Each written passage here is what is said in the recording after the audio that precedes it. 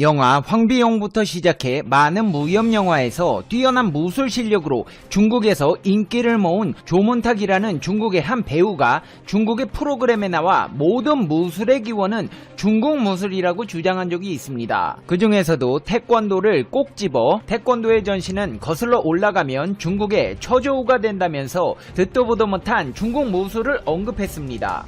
중국이 태권도의 기원이라고 주장한 것입니다. 하여튼 입만 열면 여기저기서 한국 거 가져다가 자기들 것이라고 우겨대는 통에 스트레스가 이만저만이 아닌데요. 중국 무술 깨기로 유명한 격투선수 쉬쇼우동은 처조우가 태권도의 기원이라는 말에 이렇게 답했습니다. 조문탁, 너는 그냥 중국 품새 무술 배우일 뿐이다. 태권도는 아무리 못해도 올림픽 정식 종목이다. 태권도는 한국 거다. 검색해봐라. 거기에 다 써있다. 태권도의 시초는 한국이라고. 조문탁, 당신의 이론대로 본다면 세계의 모든 격투 기술은 모두 중국 것이어야지. 세계의 기원도 중국이어야 하고 백인, 흑인, 인디안도 중국인이어야 하잖아. 무슨 헛소리를 하는 거야. 나는 당신 하는 소리가 굉장히 불쾌했어. 어느 나라든 본인들의 정수가 담긴 무술이 있는데 당신은 무슨 근거로 모두 중국 것이라고 하는 거야. 국가 인류 대형 프로그램에서 태권도가 중국 것이라고 하다니 진짜 너무 심한 거 아니냐? 아부를 떨어도 정도가 있지.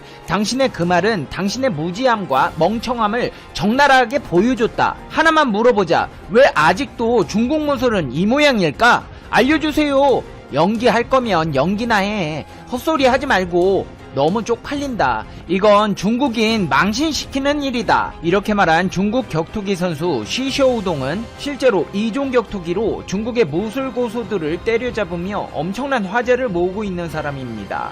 2017년 초 자신의 웨이보와 TV 예능 프로그램에 출연해 중국 권법 따위는 명성만 높을 뿐 실전에는 아무짝에도 쓸모없는 무술이라고 대놓고 비난하며 중국 무술의 허상을 무참히 깨부숩니다. 한국과 선진국의 누리꾼들과는 달리 중국인들 상당수가 중국 권법에 국뽕에 빠진 사람들이고 심지어는 사회 지도층 인사들조차 별반 다르지 않습니다. 태권도인들조차 더 이상 실전 운운 안 하는 한국에 사는 사람들은 이해할 수 없는 풍경인데요. 비상식에 빠진 중국 누리꾼들은 쉬샤오동을 비난하기에 바빴습니다. 실제로 그는 중국 무술인들과의 대결에서 그들을 무참히 KO시키며 중국 무술의 실전 능력이 전무하고 지나치게 과대 포장되었고 시대에 뒤떨어졌다며 신랄하게 공격합니다. 권법가들의 방송 출연과 홍보 영상은 모두 영화처럼 사전에 합을 맞춰서 제작된 것들이며 중국 내 무술 경기 상당수는 사실상 심판의 승부 조작이라고 주장합니다. 자, 그렇다면 기원이야 어찌됐던 간에 중국 무술과 태권도가 붙으면 누가 이길까요? 중국에서 실제로 이런 일이 벌어졌습니다. 중국의 한 대형 쇼핑몰에서 도복을 입은 태권도장 직원들과 태극권 등 중국 전통무술 학원 직원들이 집단 난투극을 벌인 것인데요. 장수한 공안에 따르면 창수시에 위치한 쇼핑몰 완다광창에서 태권도장과 무술학원 직원들의 난투극이 벌어진 사건이 있었습니다. 싸우게 된 이유도 참 황당합니다. 이 사람들이 왜 싸웠냐 하면 쇼핑몰에서 영업하던 태권도장과 무술학원 직원들이 홍보 광고물을 뿌리는 문제로 말다툼을 벌이다가 발생한 것으로 조사되었는데요.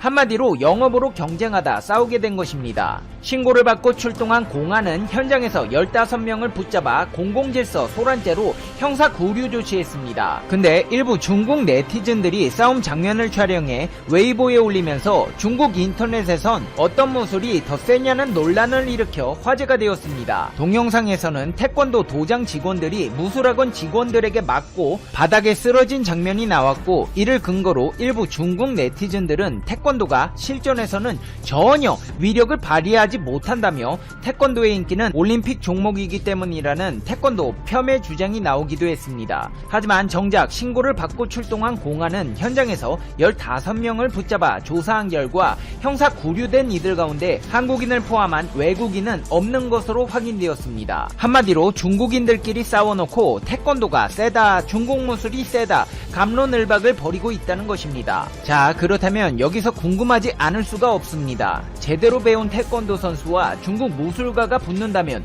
누가 이기게 될까요? 그건 상황마다 다릅니다. 태권도 파이터 하온피오 선수의 인터뷰를 들어보자면 모든 격투 스포츠는 강하다. 약한 사람이 약한 것이다. 태권도는 약하지 않다. 강한 사람이 이기는 것이고 약한 사람이 진다는 말을 했습니다. 그리고 실제로 하온피오 선수는 쿵푸를 베이스로 하는 중국의 파이터 구오스시엔 선수와 경기를 펼치기도 했습니다. AFC 엔젤스 파이팅 챔피언십 13회에서 하온피오 선수는 입식 라이트급 경기를 가졌는데요. 태권도, 쿵푸 등 양 국가를 대표하는 종목을 수련한 선수들의 대결이니만큼 이 경기는 중국과 한국 격투기 스포츠 팬들에게 엄청난 관심을 모으기도 했습니다. 만화 태권브이 주제가가 흘러나오는 가운데 도복을 입고 무대에 들어선 하온표는 태권도가 격투기에서 통하는 운동이라는 것을 증명하고 싶다. 최고의 발차기를 보여주겠다라는 각오에 걸맞는 경기력을 보여줬습니다. 1라운드부터 태권도의 발차기를 보여주며 위협적인 모습을 보이던 하온표 선수는 화려한 발기술로 1라운드 30초를 남겨두고 다운을 얻어냈습니다. 태권도의 매운맛 발차기에 얼굴이 멍이 든 중국 쿵푸 파이터 구오스시엔 선수는 중국의 자존심을 걸고 싸우는 만큼 다시 일어나서 싸우겠다는 의지를 보였습니다. 그러나 곧장 하온피오 선수의 화려한 뒤돌려차기에 앞면을 강타당하고 곧장 나가 떨어지는 굴욕적인 모습을 보였습니다. 두 번이나 다운을 당한 구오스시엔 선수, 이쯤 되면 포기할 법도 한데요. 쿵푸의 자존심이 걸린 문제라 쉽게 포기할 수 없었는지 다시 한번 일어나 3세범 도전하는 모습을 보이며 투지를 불태웠습니다. 하지만 하온피오 선수의 발차기에는 자비가 없었습니다. 기다렸다는 듯이 다시 한번 뒷발차기로 쓰러뜨리고 승리를 예감한 듯 포효하는 모습을 보였습니다. 1라운드 2분 37초 KO승을 따냈습니다. 일방적인 완승이었습니다.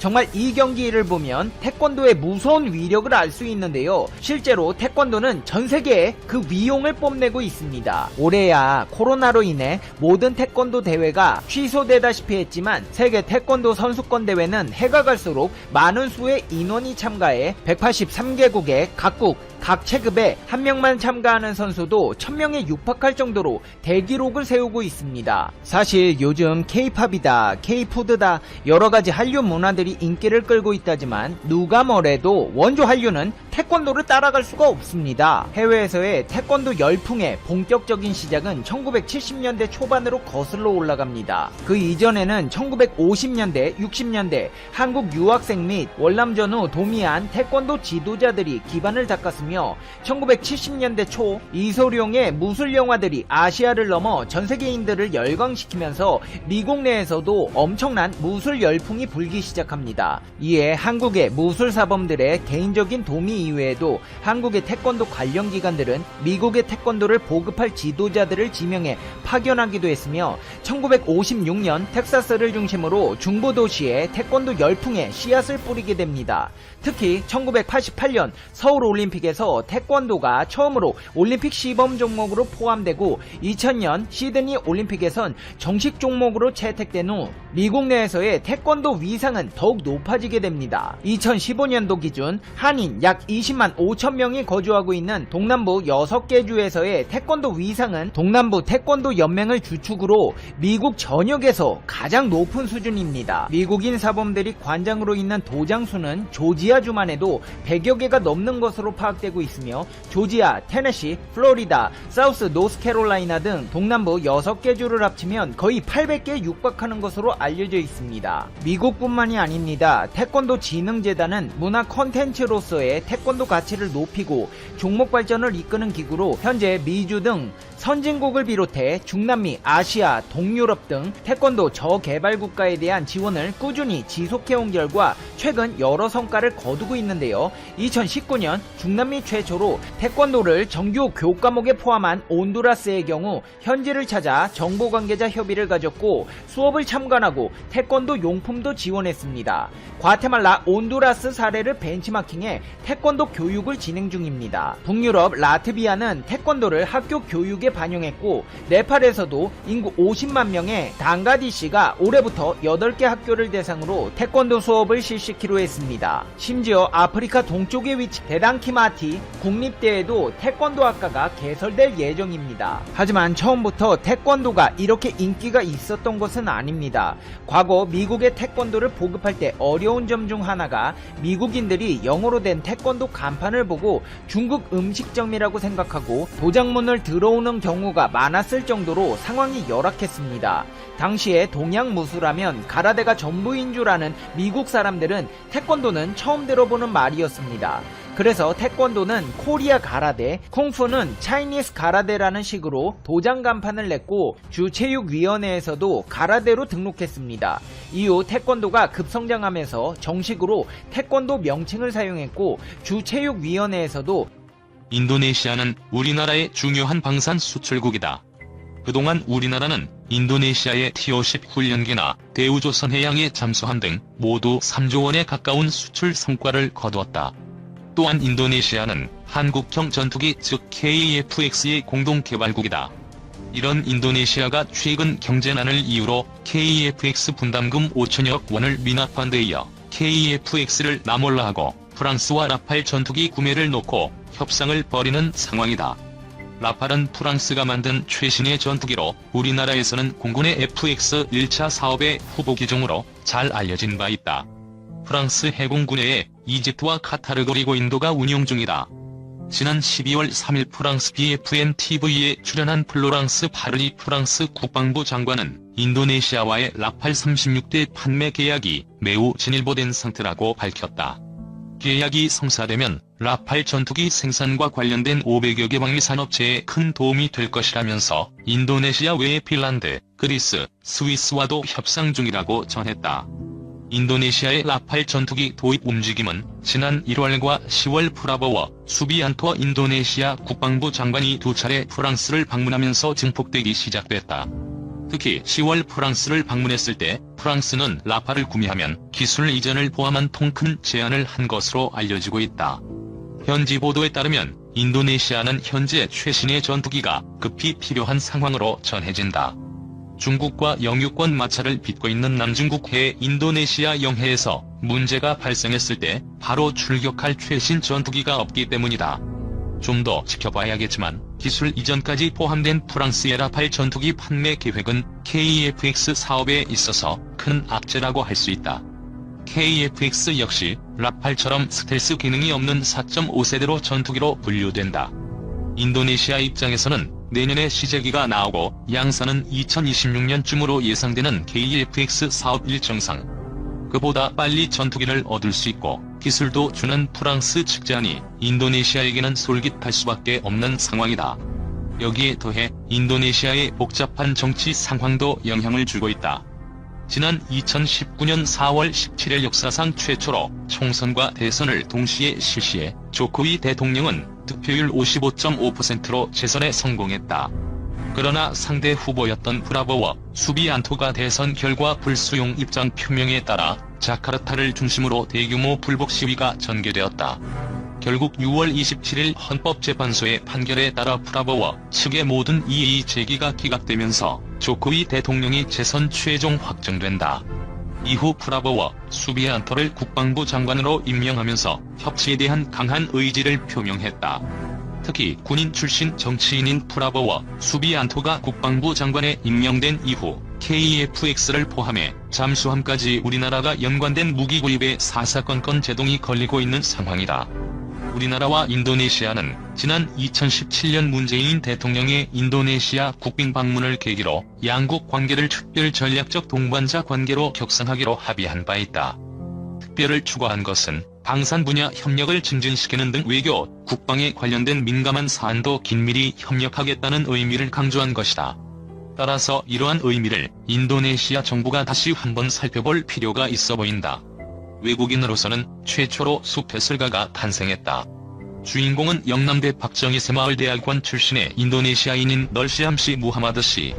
시암시 씨는 올해 7월 영남대 사회교육원에서 운영하는 숲해설가 전문 과정에 입학해 약 5개월 과정을 마치고 지난 11월 숲해설가로 등록했다. 외국인으로서는 국내 최초의 숲해설가가 된 것이다. 시암시 씨는 숲해설가 과정을 밟기에 앞서 영남대 박정희 새마을대학원에서 학업을 마치고 올해 8월 졸업했다. 숲 해설가는 숲에 관한 문화, 교육, 역사 등에 관한 전문 지식을 갖추고 숲을 찾는 일반인들에게 산림문화, 휴양에 관한 지식과 정보를 전달하면서 숲에 대해 해설하거나 지도, 교육하는 전문가를 말한다.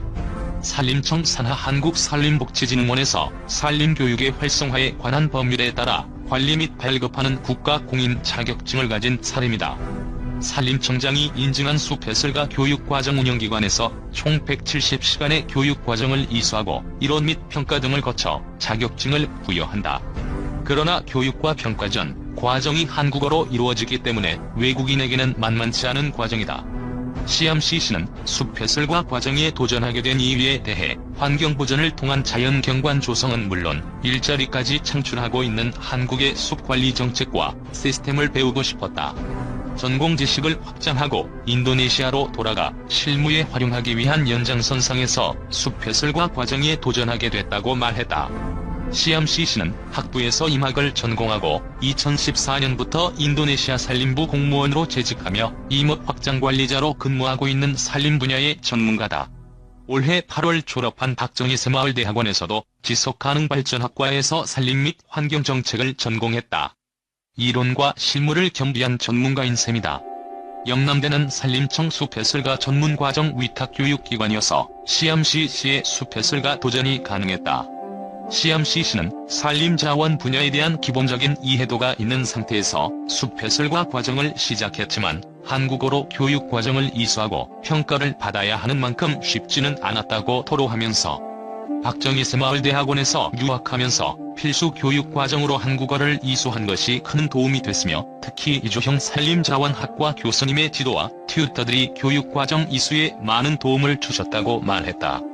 또 공무원으로서 한국에서 유학하며 배운 이론과 실무 지식을 인도네시아의 산림자원 관리와 정책에 반영하는 한편으로 이번에 숲해설가 자격증을 취득하면서 배운 산림 교육 분야에서도 한국의 선진 시스템을 적용해보고 싶다면서 인도네시아에 돌아가게 되면 교육연수 프로그램이나 자격증 과정 운영에 대해 정부에 건의해볼 생각이라고 포부를 밝혔다.